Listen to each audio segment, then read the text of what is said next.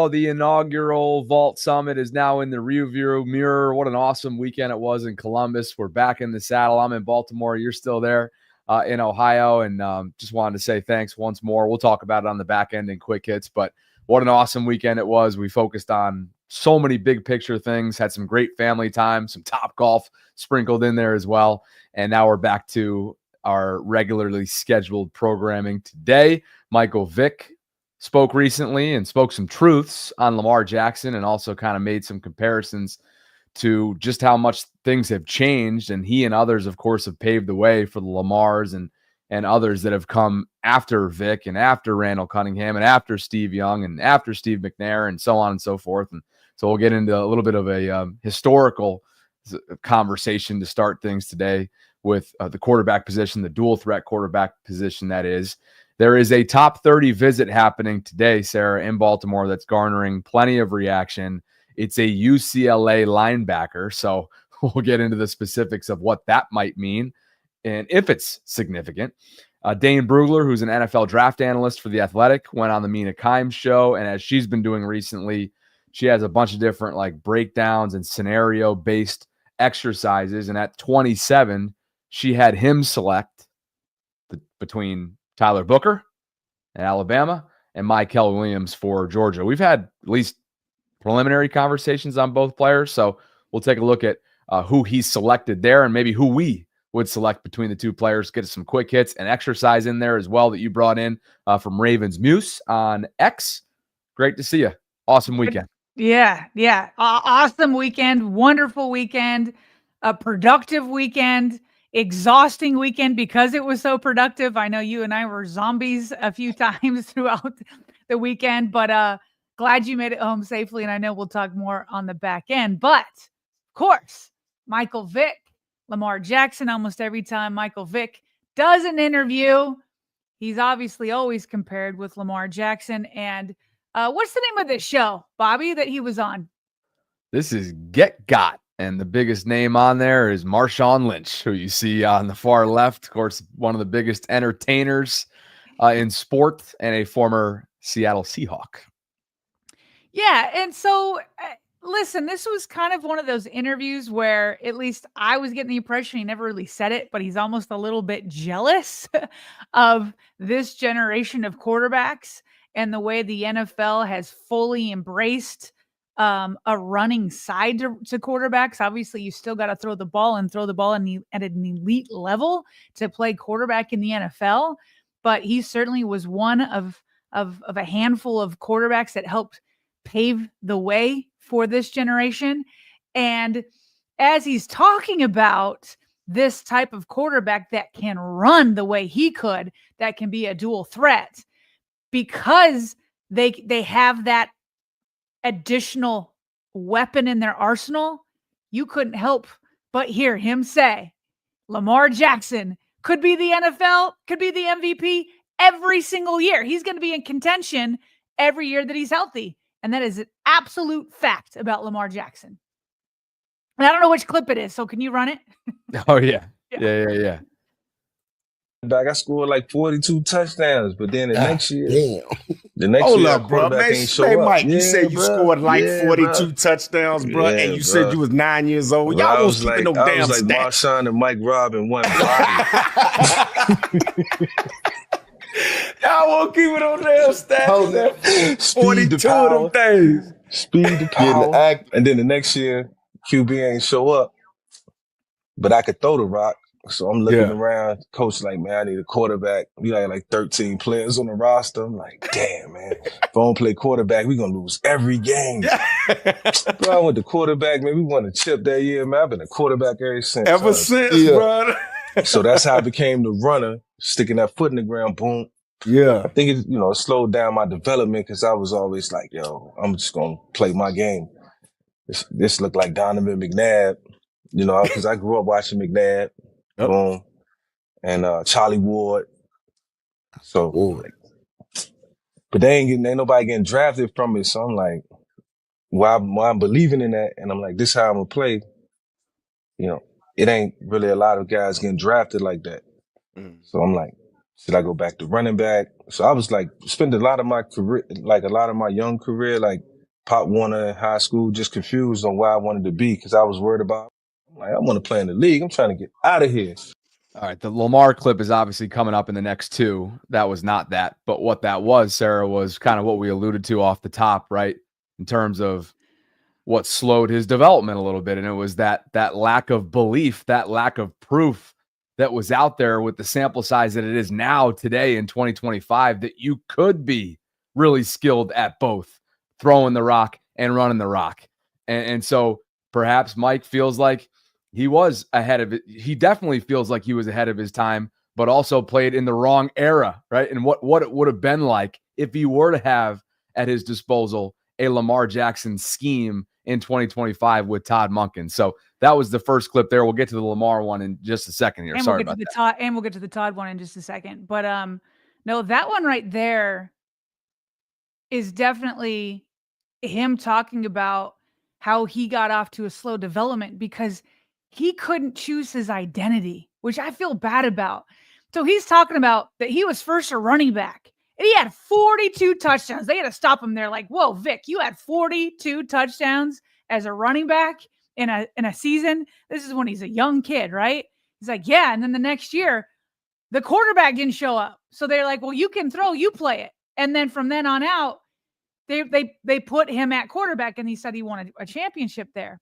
But even after winning a championship as a young player, he had to go back and forth because the NFL is not what it is now. He's saying, I didn't know what my identity could be because I liked to be able to run. I wanted to get out of here. He's like, listen, I got to get out of here. I got to get into the NFL. But he didn't believe that he would be allowed to do it, right? That he was too short, ran too much, said he was black, all of those types of things. And so he didn't know what to embrace. Bobby, that is exactly what Lamar Jackson went through, as we famously remember with Bill Polian and others saying that he should have been a wide receiver. The difference is Lamar had people like Michael Vick kind of showing what you could do. And Lamar and his mom were adamant. They were adamant. They knew what his identity was, and they weren't going to sway in between it. Whereas Michael Vick, he was swinging between his identity. And this is not the greatest clip ever, but Michael Vick, you can get why he was like, I don't know if I should fully embrace this, because he was hearing things exactly what Lamar Jackson heard. This is Bill Polian, if we all remember, the GM, former GM of the Colts, on the ESPN radio with Mike Golick. Lamar Jackson, speaking of size, quarterback or wide receiver on the next level? I think wide receiver, exceptional athlete, exceptional ability to make you miss, exceptional acceleration, exceptional instinct with the ball in his hand, and that's rare for wide receivers. That's AB and who else? Name me another one who's like that, right? Julio's not even like that. This guy is incredible in the open field and great ability to separate. And again, short and a little bit slight and clearly not the thrower that the other guys are. The accuracy isn't there. Yeah. So I would say, Sarah, I don't think anybody can hear this. Just so you want to kind of they can't hear it at all? They can't hear it at all? I don't, based on a couple of comments, nobody can really hear it, but the point obviously is we know what he said, right? Yeah. And I think everybody that's followed Lamar's career has followed that Bill Polian didn't believe that his skill set would translate well at the NFL level at the quarterback position. He was saying exactly what Michael Vick was afraid of, which is why he said it slowed his development. I mean, he called him too short, that he should move positions, all that kind of stuff. And it took until 2019 when he was the MVP that Bill Polian came back out and said I was wrong because I used the old traditional quarterback standard with him, which is clearly why John Harbaugh and Ozzie Newsome were more prescient than I was. Oof. And so, yeah, he feels like he was brought in. He was ahead of his time, but he actually set the stage so that guys could be on time during their eras, you know? So you could definitely see that. And Bobby, he is a little bit jealous at the NFL teams that do embrace it. He named some coordinators that he would have loved to have played with who could have helped him, who could have allowed him to show his full self as a player? I feel like these quarterbacks, I feel like our generation had a good group of quarterbacks that was real sharp and understood the game. But now, man, you got these coordinators, they getting these guys who can take over the game at any moment. Like, everybody's got their takeover ability when they put their mind to it. That's a mindset. So I just be looking around like, man, it's a lot of quarterbacks that, look like me, that played, just a similar type of game. And I was just way ahead of my time. And like you just said it, Mike Rob, like, Lamar could be the MVP every year. Yeah, good. But he lost to Josh Allen. Josh Allen, he same thing, dual threat. In the playoffs this year. So it's so much parity that the league is in a really good spot, and then you got some more coming in this year. And then here's the one on the coordinators. Run on Fox in front of everybody who was watching that day in overtime. Like, that's something that you just ain't see. And what he's referring to there off the top is his 46-yard game-winning touchdown in December of 2002. Mm-hmm. It was an overtime, again, game winner against the Minnesota Vikings. And the question was essentially like, hey, what was that moment? What was it that you kind of proved to everybody, hey, I'm here, and this works. Like, this can actually work in the NFL. And that was the first part of his answer right there. A 56-yard run, just straight through a defense, guys running into each other. I feel like that was one of my best plays, but I feel like that showed the world like exactly what the league could become. Because Bobby Bowden said it 2 years before. He was like, "Man, the future of the NFL is like what Michael Vick looked like." And so I felt like that play showed the world this is what quarterbacking can look like if just given the opportunity. But he said it earlier in the interview, bro. He was too early. See, I don't think offenses caught up with the talent of what they had at quarterback. Put Mike in a Shane Steichen RPO type offense right now. Oh my goodness, dog. Or one of those Cliff Kingsbury. Or them Cliff Kingsbury type offenses right now. Everything is predicated off him threatening the Lamar defense Jackson, with his legs. Todd Munkins. Yeah, all of that, bro. He was just a little bit too early, man. Yeah. Naming Lamar with Todd Monken. Not Lamar with Greg Roman, although maybe he would have said that a few years ago.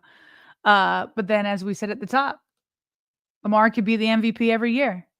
He could be the MVP every year. And I almost wonder if he's thinking, if I had a Todd Monken, if I had a Cliff Kingsbury, I could have been MVP every year.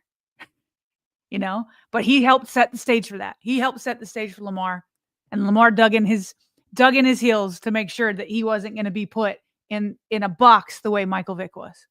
Yeah. And now it's like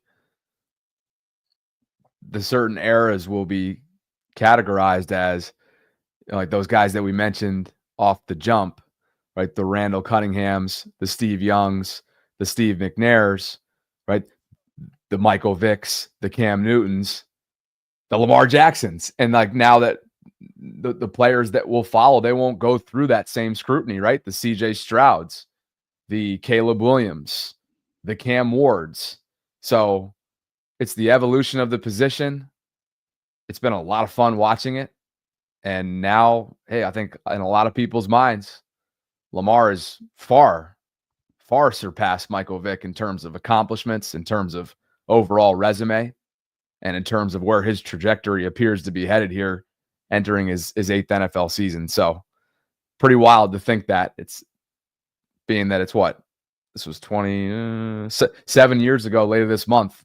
He had to wait the entire night until Ozzie and the Ravens made one final decision in that opening round. I know you remember where you were that night. I'm sure a lot of people do when they're looking back on their Ravens fandom. So, and recently, Bobby, NFL on Prime from, I think they do Thursday night. Is it the Thursday night games they do? Anyway, Correct. They put out this stat. I knew it immediately. They're like, can you name this AFC quarterback based on his 2024 stats? 4,172 passing yards, 41 passing touchdowns, 4 rushing touchdowns. And I'm like, yeah, that's Lamar. But I had to put back up. All of his numbers. This is historic. And this is to Michael Vick's point. He didn't get MVP, but every year that he's been healthy, minus his rookie year, he's in the MVP conversation. Well, he's won 2 out of the 3 when he's been healthy at the end outside of his rookie year. It wasn't just 4,100 passing yards, 915 rushing yards. First quarterback ever to pass 4,000 plus and rush for 8,000 or 800 plus.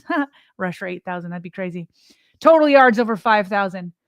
Best interception rate in NFL history with 41 passing touchdowns to just 4 interceptions, 45 total touchdowns overall, and then 119.6 passer rating, which I believe ended, which is, I think it was the third best of all time.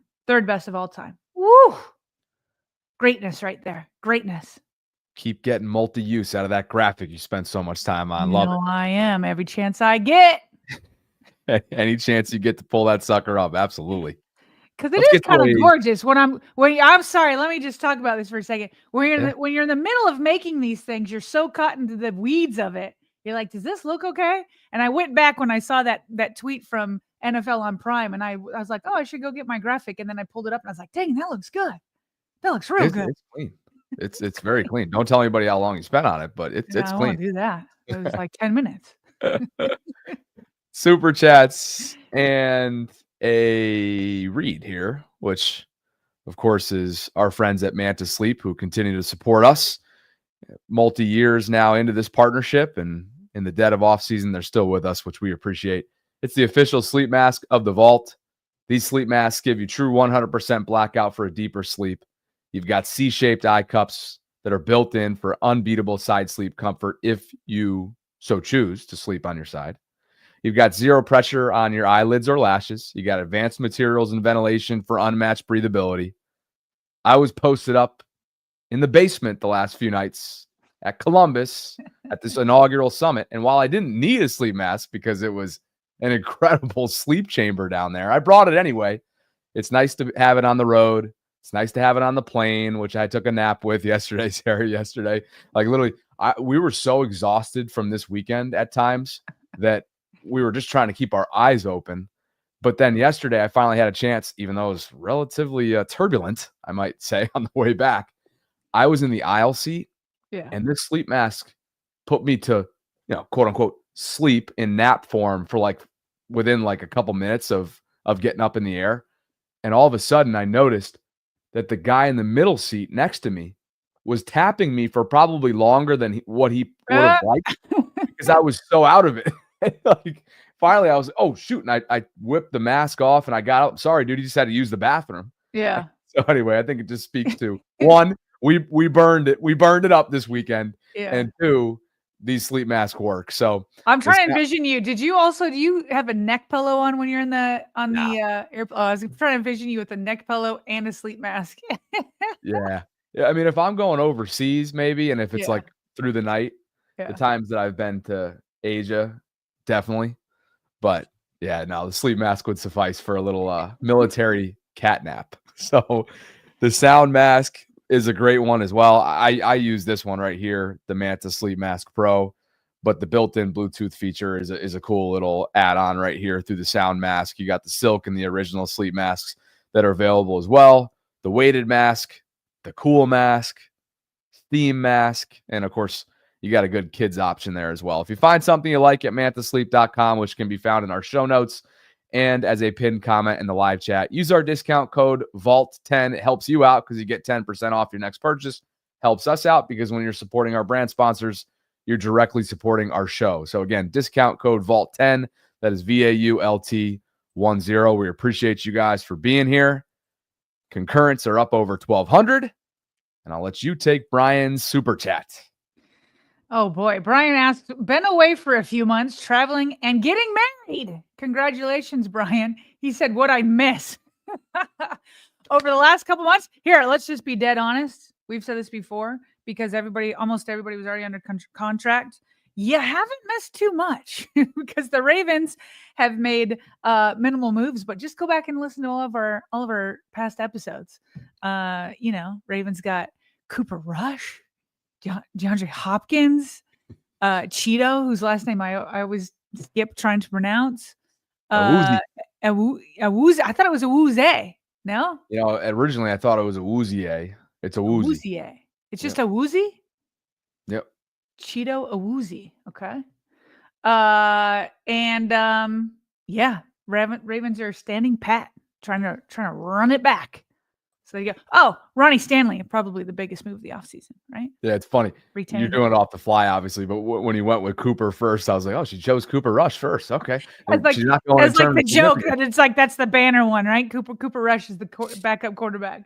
Yeah, not in order of significance. Mm-mm. But maybe you went from last to first, because Ronnie, obviously, I think we all agree that keeping Ronnie was probably the move of the offseason. Yeah. And then bringing in DeAndre was notable, and keeping your core intact, or keeping certain role players intact. Pat Ricard's much more than a role player. I guess when he shows up on the stat sheet, he looks like a role player, but keeping him involved and what he means for the run game and Derrick Henry in particular, you can't put a price tag on that. The Ravens did put a price tag on it. It was very team friendly, with of course the usage of void years as well, which has been a theme of the offseason, Brian. You bring back Tylan Wallace to help sort of bolster the back end of your wide receiver room, so on and so forth. But I got a couple follow-ups for you, Brian. When and where? When and where is this wedding? Because if it's in the Baltimore area, my sister, as some of you know, is newly engaged, and she is actually actively looking at a few venues in Baltimore. And so we're just kind of all playing the comparison game in the family group chat. So let us know if you wouldn't mind. Brian's happy with the no moves when he says you're near perfect. So nice. That's the update. Off we go to draft talk. And of course, it's under 3 weeks now to the 2025 NFL draft. I'm looking forward to putting together our mega cast, Sarah, for opening night. That's Thursday, April 24th. So stay tuned in terms of the guests that we have coming up for you and just the content itself. But top 30 visits are underway. And the Ravens, as we learned earlier this morning from NFL Network and friend of the show, analyst Ian Rappaport, he tweeted this after working out for 30 NFL teams last week. So he's been busy. UCLA linebacker Carson Swessinger is on a top 30 visit in Baltimore today, according to Ian's source. The rising prospect could be in play for the Ravens at number 27 to pair with All-Pro Roquan Smith in the middle. Sarah, your first reaction when you saw this come down the timeline? Well, first of all, my bigger thing is I always make fun of people who report on meetings between player and draft prospects at, say, the Combine or at the Senior Bowl or anything like that, because all teams are meeting with everybody there. But you only have 30 visits to your facility. And famously, Eric DeCosta talks about how proud he was to keep the visit from Lamar Jackson to the Ravens facility under wraps, because Lamar, we all know now, I didn't know it at the time, Lamar is uber secretive, and so is Eric DeCosta, and he didn't want to tip his hand to let people know that he was interested in the quarterback position. So 30 visits to your facility, those are very different from a 15-minute interview with a Combine prospect that everybody's talking to. Okay. Sure. So that is the first thing, is that the Ravens are interested enough in this inside linebacker out of UCLA to use one of their 30 visits on him. My second reaction was, inside linebacker at 27. Not sure that I'm feeling that. Again, the Ravens are at a point where they really are at a select best player position where they could line up and play a game today, and they could go to the playoffs as long as Lamar's healthy. And so inside linebacker, to me, not the biggest need, but a need, given that Trenton Simpson hasn't become what we had hoped so far. He's a third-round pick. He's only been through 2 years, so he could still develop, but he hasn't come into his own just yet. Let's learn a little bit about Carson just for the purpose of the exercise. And he is on record for saying, by the way, and that's the wrong screen share, so stand by here as I do a little bit of mixing and matching. I have one if you want. I got you. Were you going to bring up this one? Or you got it? I got you. Okay.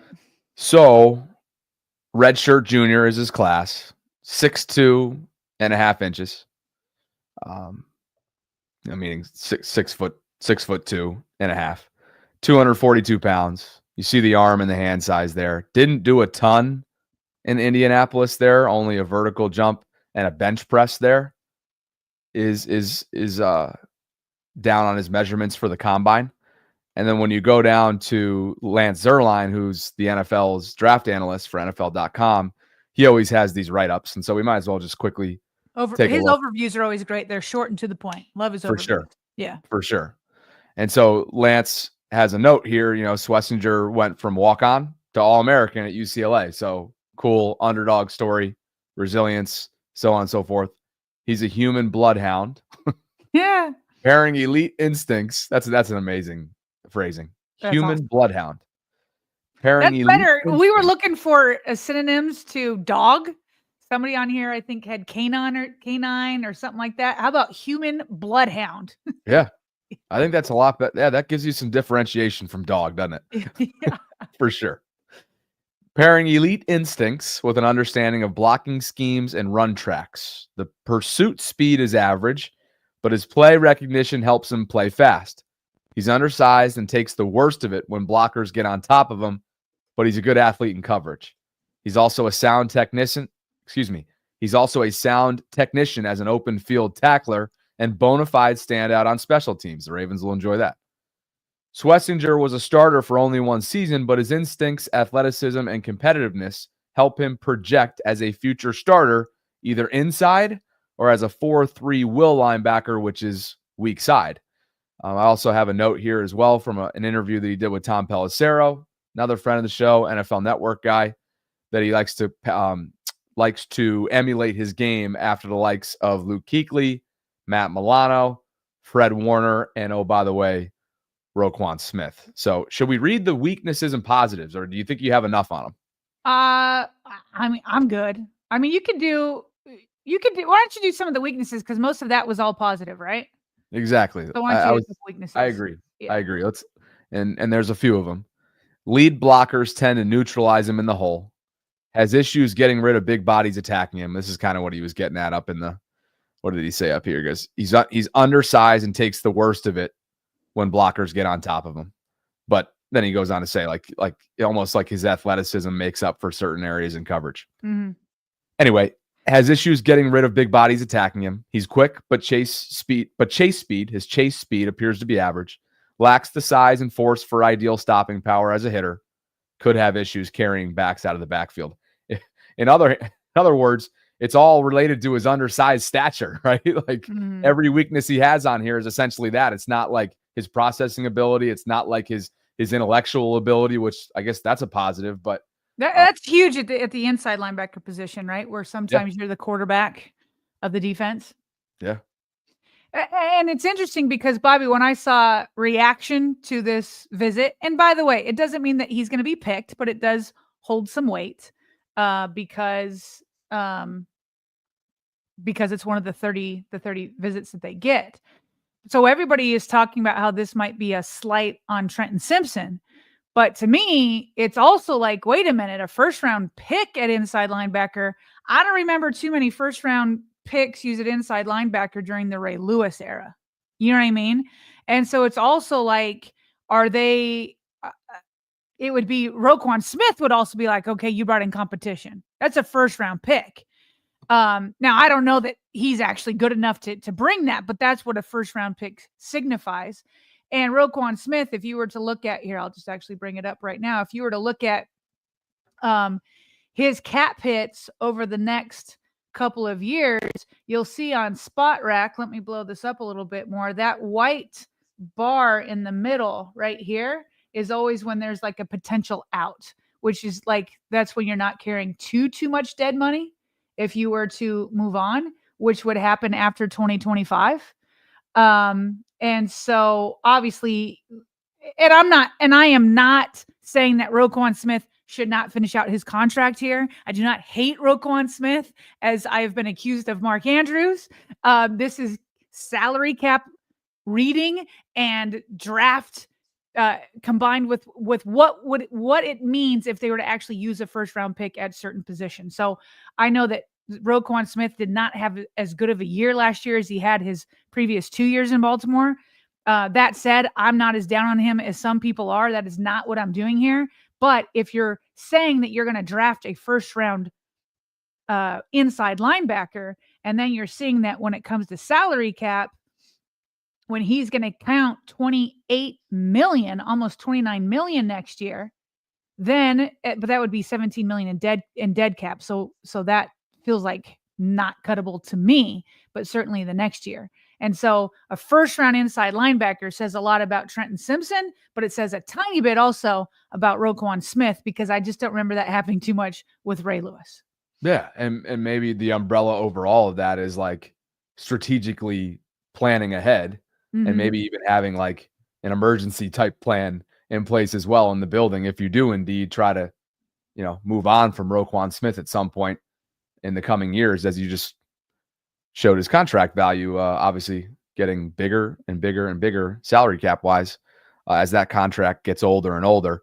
While we continue to be on this conversation of top 30 visits and players and prospects that the Ravens and other teams in this case are taking a close look at, another one that appears to be coming to Baltimore here soon, according to Ian Rappaport, is William and Mary offensive tackle Charles Grant. He's visiting Tennessee today and has the Ravens, Eagles, and Bengals coming up. He also had an early visit with the Texans last week. Let's pull up his draft profile. This dude is a big human being. I know that for sure. But let's learn a little bit more about Charles Grant, who, again, played his college football at William and Mary. He's 6'5", 311, played a lot of college football. He did play all 4 years, or at least was with the program all 4 years. Look at the arm and hand size through the roof. He's a big body. Does it have on here, Bobby, like where he's projected to go in the draft? I don't believe day one. Scores here. We see a prospect grade, which at 6.23 for their scoring at NFL.com means that he'll be an eventual. Can you go back up where I was showing the score? Back up. There you go. He will eventually be an average starter. That's their prospect grade. We didn't mention it for the UCLA linebacker, but he was projected to be a plus starter eventually. But but I don't see what round he's projected to go in here, Charles Grant. I don't either. But when you read the tea leaves a little bit, I don't believe it's day one. Yeah. Wouldn't be surprised if it's maybe day 2, early day 3. So, but let's see what Lance has to say about him. And okay. In his overview, he writes, highly consistent performer with elite length and better technique than many prospects coming from a higher level of competition. Grant played with both urgency and positioning in William & Mary's zone-heavy approach, but he needs to add bulk and improve his pad level play with the drive and anchor needed as a pro. Former high school wrestler utilizes a bag of tricks with his protection approach and possesses adequate core strength to absorb a speed-to-power pass rush. He could develop into a solid pro as either a guard or tackle if he cleans up issues with hand usage. Going to his weaknesses, massive step up in competition, could take time to navigate, just referring to the conference he played in. Obviously at William & Mary, trying to translate to the NFL. Inconsistent punch quickness mitigates his length advantage. Average slide quickness to seal off top of the rush. Has a habit of hugging or holding when attempting to sustain cutoff blocks, and needs to improve pad level for drive blocking duties in the pros. I was just looking up just to compare his size versus Ronnie Stanley, because you had talked about, he really does have prototypical tackle size. So here he is at 6'5". Ronnie Stanley is 6'6". Charles weighs 311. Ronnie Stanley listed at 310. Charles is his arm length, which is extremely important at the tackle position, as you want to keep these outside linebackers off of you. He's 34 3/4. Ronnie Stanley is 35 3/4. So Ronnie Stanley's got a full inch. But he does have that prototypical size, and the Ravens do need a swing tackle. They do need a swing tackle. So somebody like this as depth would be great, but as you said, where you get them, that's why I asked about it. Where you get them means a lot. It means a lot. Like, okay, you need a backup swing tackle, but at what cost? Yeah, I'm looking around a little bit here just to give you more substance there in terms of where he could potentially fall. And it looks like there's kind of a consensus when you look around a little bit for 70s, 80s. So you're looking at day 2, maybe early day 3 for Charles Grant, who the Ravens reportedly will meet with here, as many other teams will as well. And, just it kind of seems like a little bit of a project, especially when you think about the transition from William and Mary football to playing on Sundays. But hey, it's got a lot of those traits, and I think that's kind of what Lance was getting at. See if that transitions and translates well for him at the NFL level.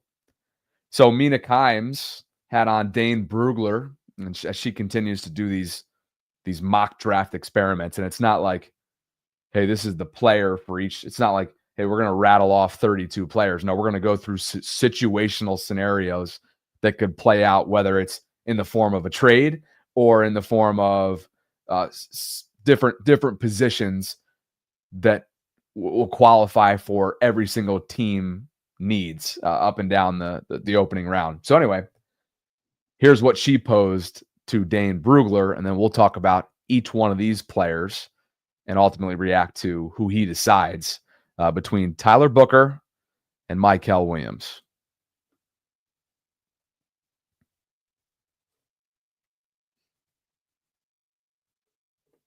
Is it playing for you, Bobby? Is that not firing off for you either? It's a black screen for me. All right, let's go ahead and do this then. Why don't we reload it? And again, Dane Brugler, Mina Kimes coming up. The Baltimore Ravens at pick 27. I'm going to put Mykel Williams back on the board, and I'm going to throw in Tyler Booker, guard out of Alabama, which is really their only need on offense. Right. Yep.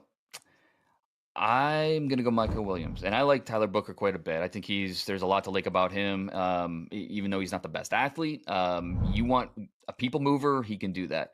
I'm going to go with Mykel Williams, who is maybe the production isn't there, but he was banged up all year with an ankle. As long as he plays with the length, the ability off the edge to move tackles, he can dip underneath them. He can chase.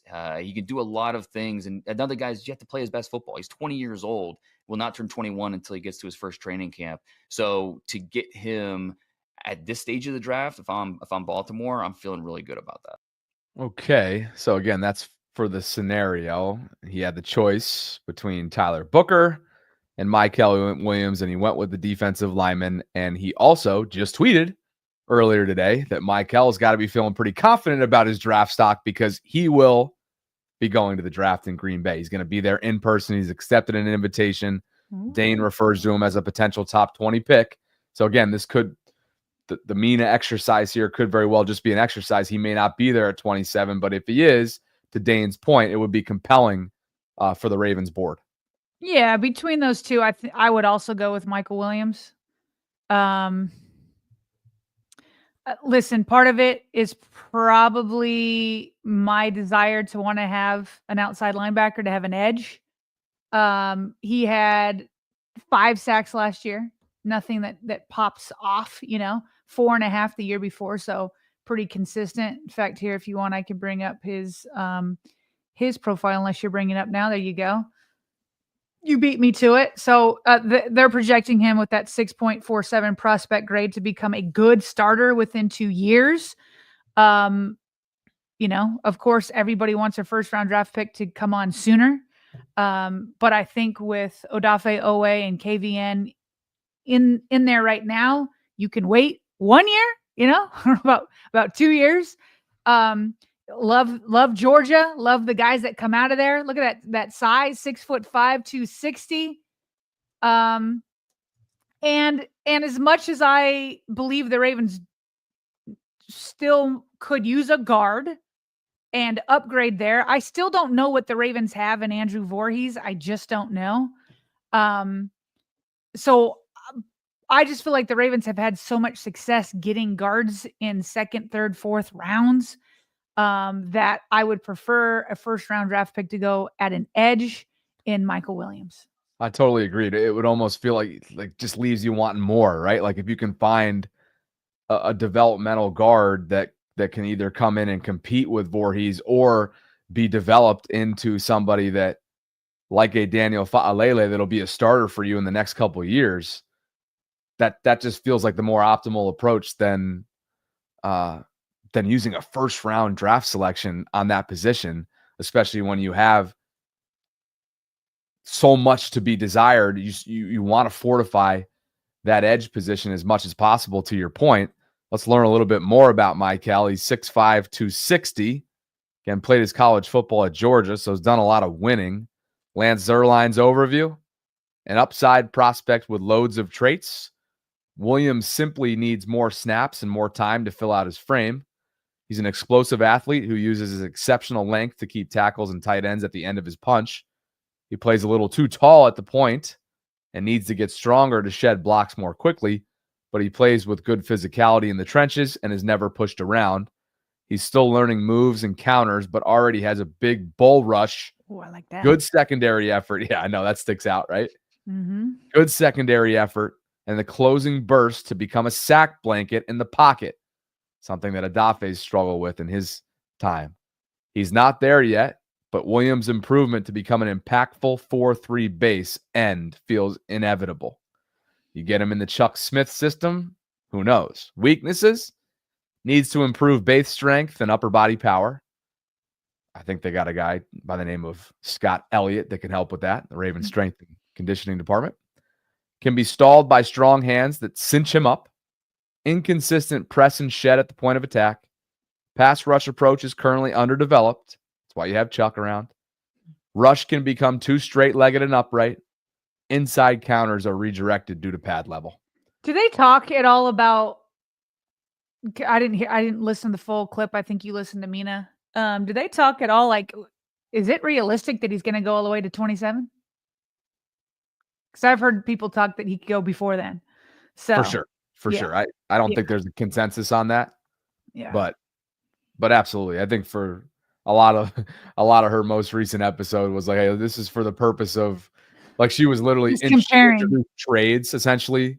Yeah. So there were several trades prior to 27 that shook up her board that, again, just for the purpose of that exercise might not be reality, but it was a fun game to play. So yeah, I think the answer to your question is that it's not guaranteed in the slightest. One other thing on the draft, you didn't have anything else on the draft, did you? Was this the last one? Just a little bit more of familiarizing ourselves with Booker. Okay. Go ahead with Booker then. Yeah, there's just a couple notes here. Jordan Reed, I caught up with him in Indianapolis. Still trying to get him on the show. Obviously, he's like the new Todd McShay for ESPN, so this is his Super Bowl. I don't know if he's going to have time in the next few weeks, but we'll keep trying. You know we're going to keep trying, partner.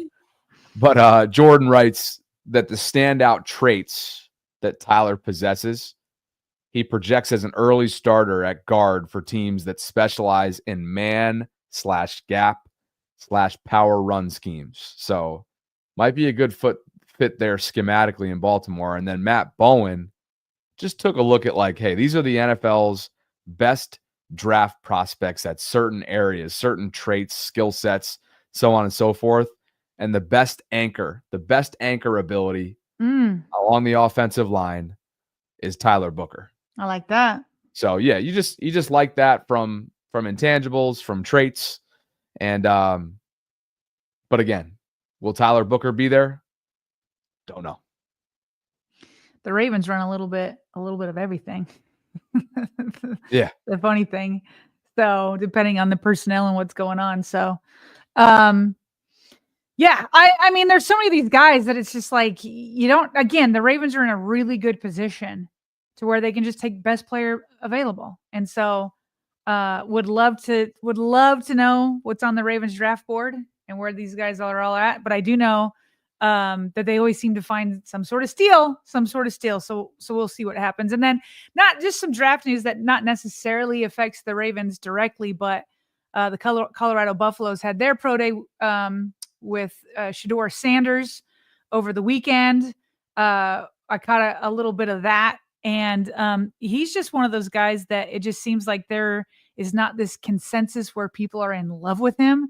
He was very confident in his interview after the workout. He said, if you want to change your franchise, pick me. He talked about how many programs he turned around in his college days, including at Buffalo.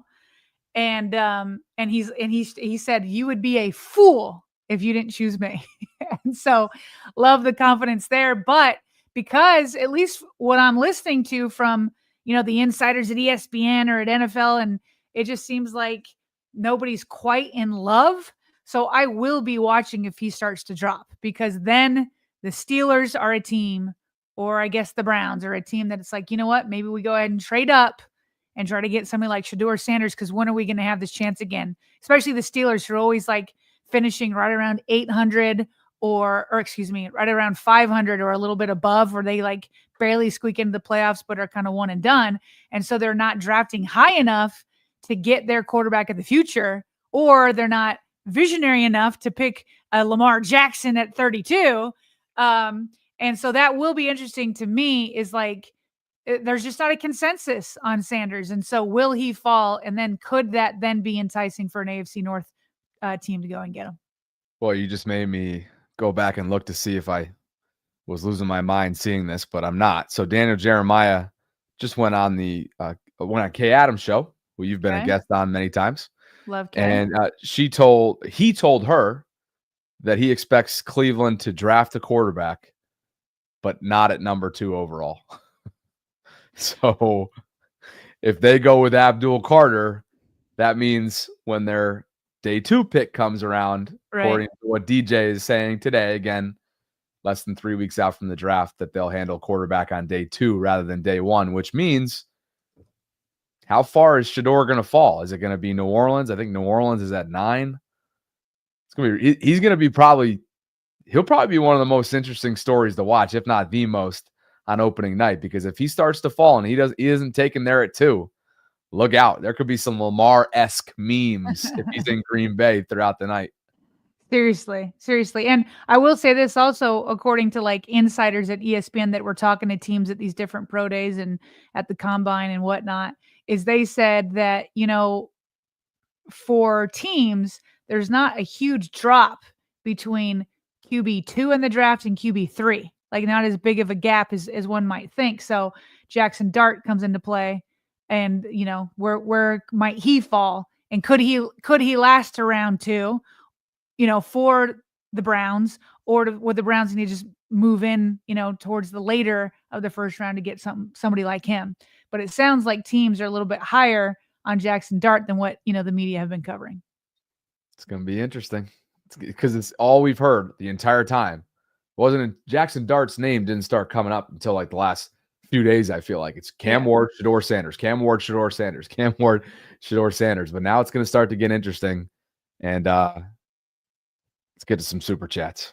Yeah, because we have a brand new channel member. Woo! Charisma has signed up with us. Appreciate you, Charisma. Shout out you. The channel membership is something that we just rolled out last month. Sarah and I have enjoyed hearing from a lot of you, your feedback. Over 70 of you have already become channel members. It's a great way to support the channel.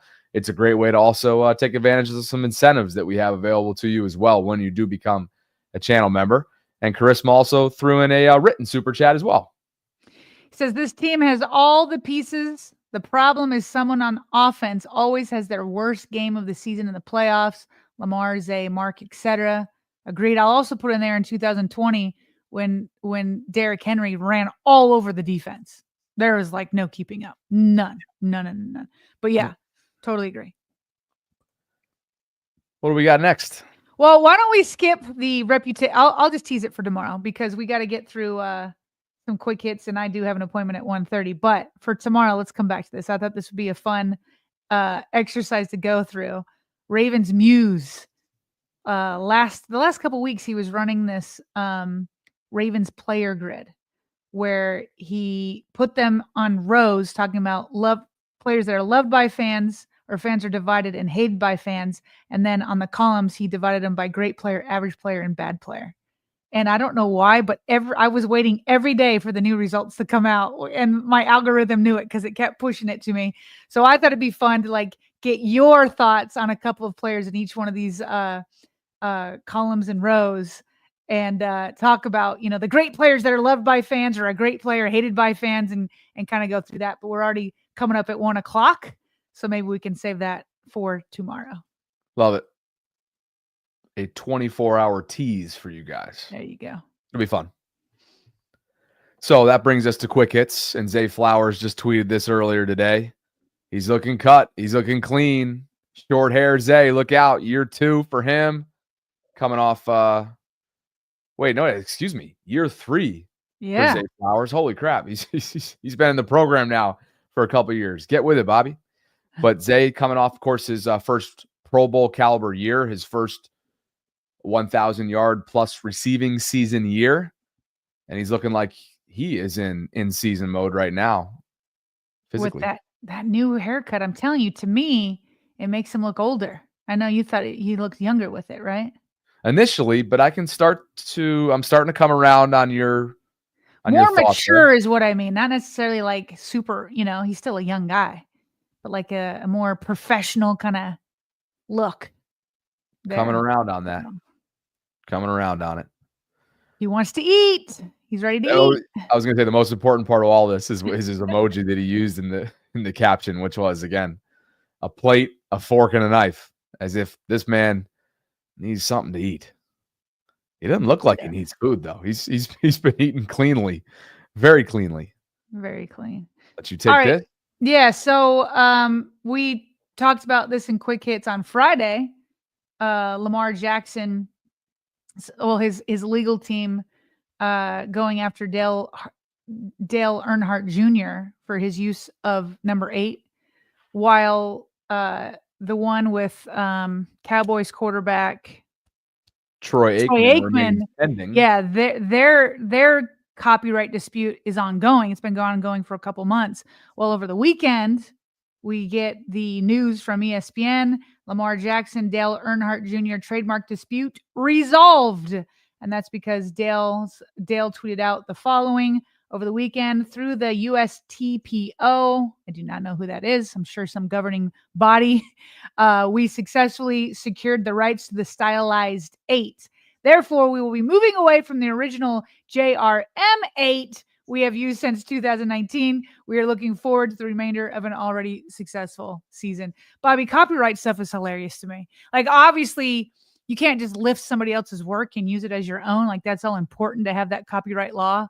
But the fact that it can go from just having a stylized 8 versus, like, I don't even see the difference between those two 8s barely. Like, one is more bold than the other, and that's what resolved it. Like, this is when it gets into like, and this isn't even making fun of like either of these two guys. It's just like the copyright law and where it gets to and all of that. It gets to the point where, like, here, the NASCAR fans are like making fun of the situation, right? There's this guy Juan who's a NASCAR guy, and there's a photo of a NASCAR racing, and it has the number 8, and they're like, wait, is that Lamar Jackson? Because I can't tell the difference. Or somebody else posting this, Kobe Bryant lifting up his jersey, with the number 8 on it. It's like, wait, Lamar, is that you? Because we can't tell. And it just is poking fun at this whole where copyright law seems to go way too far. You're bringing me back to like opening month of the show, right? The Ravens Vault versus the Vault. Like, I get it. I guess I get it, but like we were okay to say the Vault, a podcast covering the Baltimore Ravens, but not Ravens in front of Vault. But after Vault, it was fine. It's kind of like, all right, I guess we'll go with the Vault. Yeah. So, but yeah, kind of interesting, right? How it gets resolved so quickly, almost overnight from when these reports first broke. Yet Aikman's digging his heels in maybe a little bit. He and his camp that it's still pending. Who knows? We'll have to We'll have to follow it closer. This was historic. I mean, this was legendary. In the same amount of games as Wayne Gretzky did, Alex Ovechkin is now the all-time NHL leader in goals scored. 1,487 games. That is the exact number that Wayne Gretzky and his record in the same amount of games stood for. Gosh, how long was it? I think it was over 20 years. So this was pretty cool. Wayne was in Long Island. It was a game against the Islanders. And he spoke after the game and was very, very gracious, very classy. Had said from the moment that he set his own record years ago that he would be the first to shake whoever beats him his hand. And that's exactly what he did yesterday after this game. So for you hockey people, this was a pretty cool moment. For those of you who live in the Baltimore area or down in the DMV, you're probably a Caps fan just because there isn't any other team that's as close. And Sarah, just a little personal note here. I got my career started as you and I were catching up on when this chase was happening during our summit this past weekend at NBC Sports Washington. And part of my assignment after they won the 2018 Stanley Cup was to follow the cup around as it was being toured and celebrated all throughout the DMV. And it was one of my really fun, kind of unique moments to kickstart my broadcasting career. I don't think anybody celebrated harder than the Caps and Alex Ovechkin did after that Stanley Cup win. He's already having a blast right now as well. Have seen all this content. And this was pretty cool. I was supposed to be at the game on Friday. I chose the Vault Summit instead. That's crazy. I didn't even know that till you got here. I would have been like, dude, we could have chosen a different weekend. Right. You know, it's funny. My buddies that went, my Loyola buddies, a lot of them have DC backgrounds and they grew up in the area. It was electric at Capital One Arena on Friday. Like when he tied Gretzky at home, everybody was like, oh no, he's playing the Islanders later on in the weekend and it's on the road. Like, are they going to sit him? You think Alex Ovechkin's going to sit just so he can beat this record at home? These guys aren't built like that. So yeah, kind of a big moment for hockey, big moment for Russia and everybody that's a Caps and Alex Ovechkin fan. So Wayne Gretzky still holds. So Alex got the most career goals in NHL history of her career, right? Wayne Gretzky still holds the record for most points in a single season. Yep. He's the only player to reach 200 points in a season, and he did it 4 times. Yeah. That's bananas. Yep. Bananas. So I don't know. I'm not a big hockey fan. I'm just not. But that tells me that maybe Wayne was a little bit more, what's the word, efficient with his goals. How about the longevity? Both guys had such longevity. The two guys on the screen obviously do as well, but Ovechkin's 39.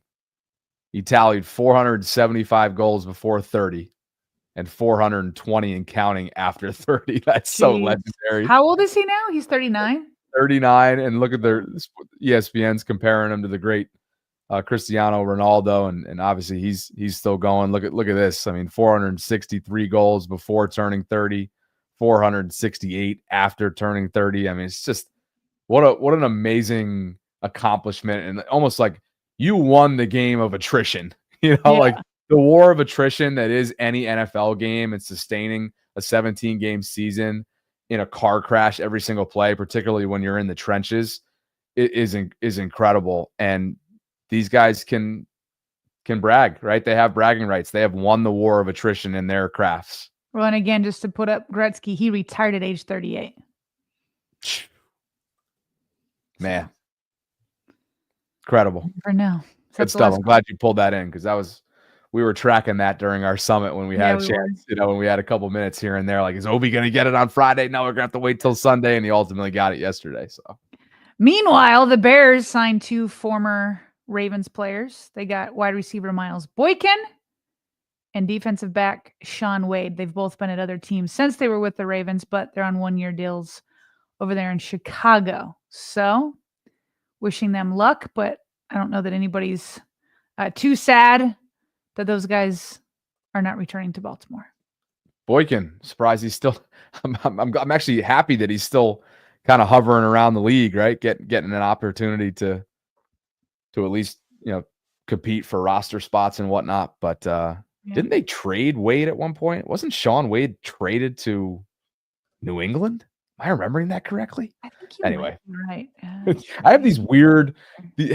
Yeah, sometimes I can't get words out, and it drives me nuts when you talk for a living that I just can't remember certain things. And then but this one is like kind of not a big. Oh yeah, I hear what you're saying now. I thought you were getting mad at yourself that you couldn't remember. I'm like, it's actually pretty good that you remembered it all. But it's just so like, what is that worth? Like, I'm happy that I was able to kind of pull that out, and I'll do it from time to time. Oh yeah, this is a good pull. But what does that get for me at the end of the day? Not a lot. The Ravens. He was a 5th round pick, and they traded him to the Patriots.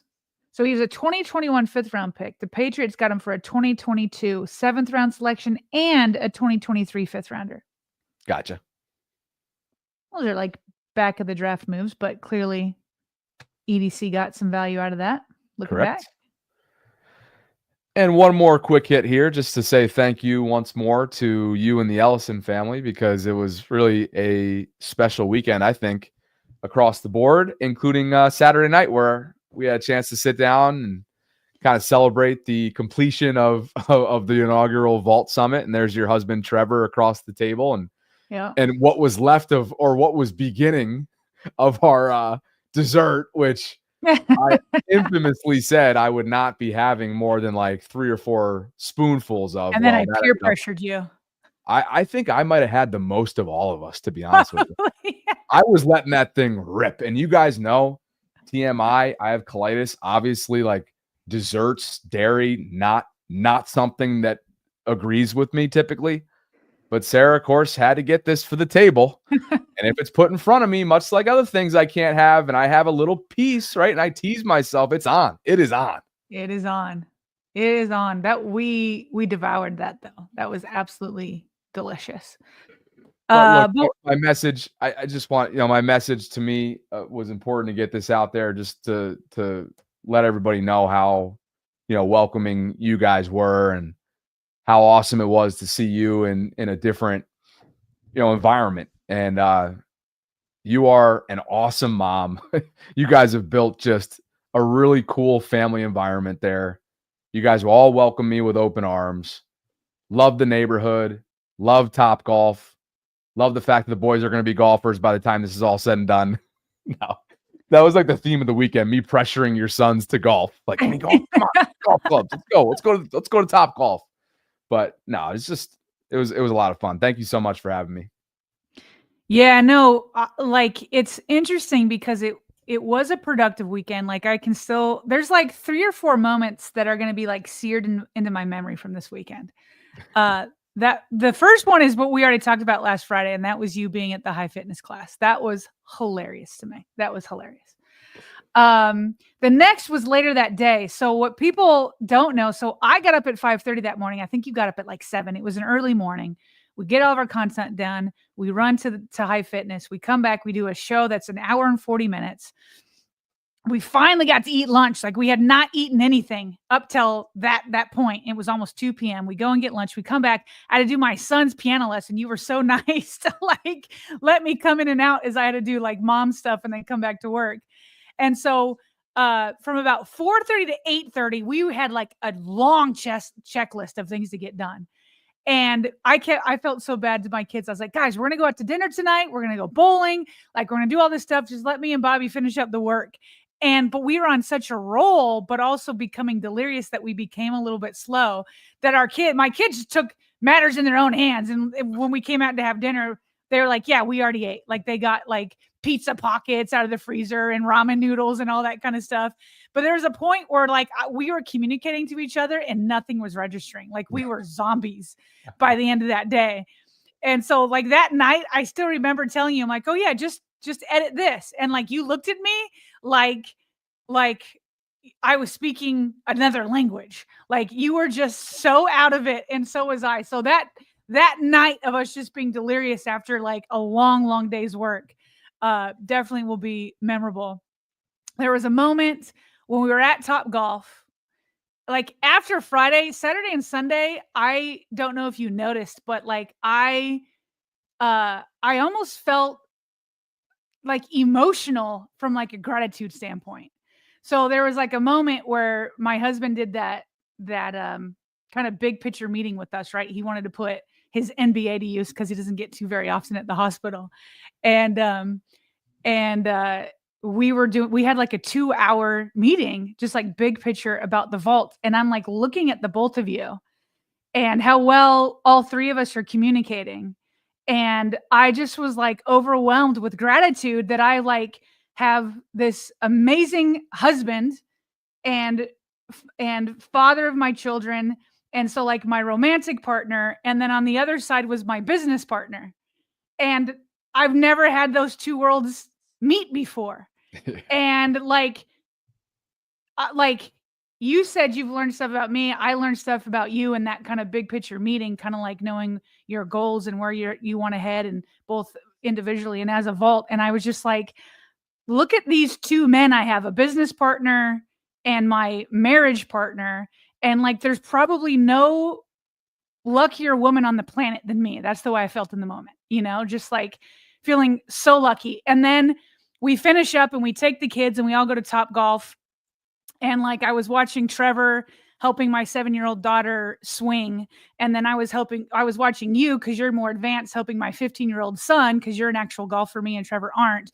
And I got out my camera. I don't know if I sent you the video, but I videoed like Trevor helping Ella. And then I videoed you helping Gardner. And I was just, again, overwhelmed with gratitude. I'm just like, I'm the luckiest woman on the planet right now. Like, why do I have such wonderful kids, such a wonderful husband, such a wonderful business partner, all of us wanting good for each other, all of us wanting just the best for each other. And I just like, and again, Sunday morning when we were all having breakfast right before you left to go on to the airport, I was just like filled with gratitude again. It was just such a productive weekend, but also just for me, like an emotional weekend in terms of just feeling so much love and happiness and peace and gratitude for everybody in my life. And so I'm so glad that you were able to come out. I feel like we both, I think, had a greater appreciation for one another, for sure.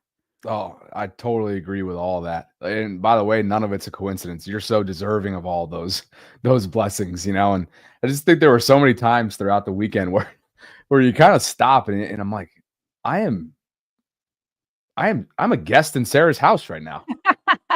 Like I'm staying at the Ellison house. Yeah. Just like, oh, we're here. We're in person. Like your kids are treating me like I'm like just friendly with everybody. Like they were just so, and of course it helps when we've had all of our interactions over the years virtually, but they were just so like, yeah, Bobby, come on in. Just like, yeah, we're all hanging out. So to me, it felt like you guys made it feel like home, and it was just a really impactful, special weekend. Like I said at the airport yesterday, it was just special. So, thank you. Good. I'm glad that you felt at home. Yeah, definitely our goal, because you were deserving of that for sure. And not to mention, I thought it was really gratifying to see everybody's responses to our Friday show of being shoulder to shoulder. We said that day. Yeah, that was definitely a different energy. Like you guys seemed like you appreciated that, and I appreciated that you guys appreciated it. Yeah. So lots of appreciation going around here. Oh, it's across the board. Across the board. So thanks to everybody for following along. Thanks to Major Offense and Devin Conway as well, who are our patrons, our shout out patrons, for all the support that they give us on a monthly basis through Patreon. If you guys are interested in doing the same this offseason, visit patreon.com/RavensVault podcast. We will have in the coming days an announcement on a new perk that's involved in Patreon and as a channel member as well. Hint, hint, the Vault Discord server is coming to a phone, desktop near you. We're looking forward to that kind of informal setting. I know a lot of you participate in mine, but there's going to be another one as well. And we look forward to kind of cultivating that more informal community, having a 24/7 hub for conversations surrounding Baltimore sports. And we just love the way that the live chat has interacted with one another. And almost you guys have built friendships And maybe even, wasn't there a romantic partnership at one point that was cultivated through the Vault live chat? Maybe I'm making stuff up, but I don't know. I'm not aware of it. But if that's the case, we love it. We love that everybody kind of gets together here and gathers at 12 noon on weekdays or wherever you are on your time zone. So, partner, appreciate you. Appreciate Manta Sleep for the continued support. Please like the video on your way out if you haven't already. Subscribe to the channel. Hit that notification bell so you can be notified of when we're dropping our daily live content. And consider becoming a channel member. It's available to you right now, as is Patreon membership. All that information can be found in the show notes. You can email us at BaltimoreRavensVault@gmail.com. We'll be back with you in under 23 hours from right now for a Tuesday Ravens Lunch Hour live stream. And for my co-host and partner, Sarah Ellison, I'm Bobby Trossett signing off. As always, we'll catch up with you here inside the vault soon. Voltrons, later.